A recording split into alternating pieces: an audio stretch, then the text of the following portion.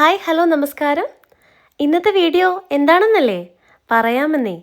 വയനാട് ജില്ലയിലെ സുൽത്താൻ ബത്തേരി എന്ന സ്ഥലത്ത് സ്ഥിതി ചെയ്യുന്ന ജെയിൻ ടെമ്പിളിൻ്റെ വിശേഷങ്ങളാണ് ഇന്നത്തെ വീഡിയോയിൽ.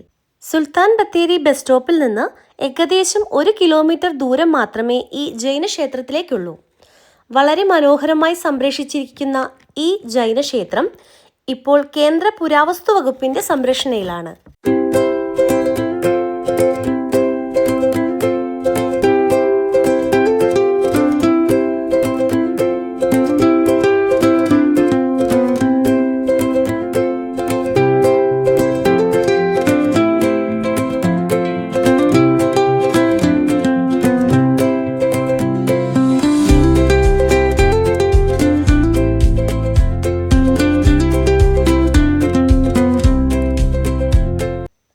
കേരളത്തിൽ കൂടുതൽ ജൈന ക്ഷേത്രങ്ങൾ വ്യാപിക്കപ്പെട്ടത് 9-ാം നൂറ്റാണ്ടിനും 15-ാം നൂറ്റാണ്ടിനും ഇടയിലാണ്.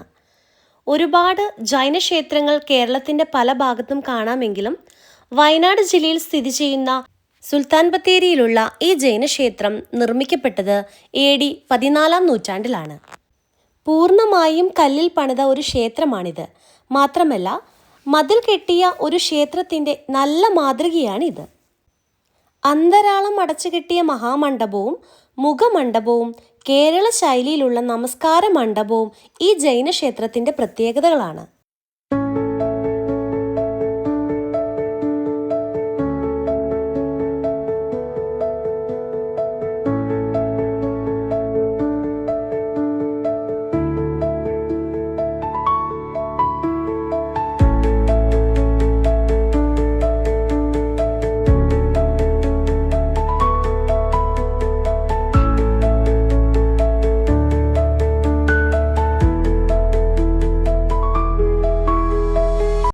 ചതുരാകൃതിയിലുള്ള ശ്രീകോവിലാണ് ഈ ക്ഷേത്രത്തിനുള്ളത്.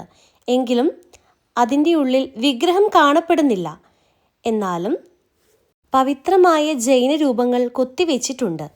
മാത്രമല്ല, മഹാമണ്ഡപത്തിലും മുഖമണ്ഡപത്തിലും ജൈന ദേവന്മാരുടെ പ്രതിമകളും താഴെ ഭാഗത്ത് പുഷ്പങ്ങളുമുണ്ട്.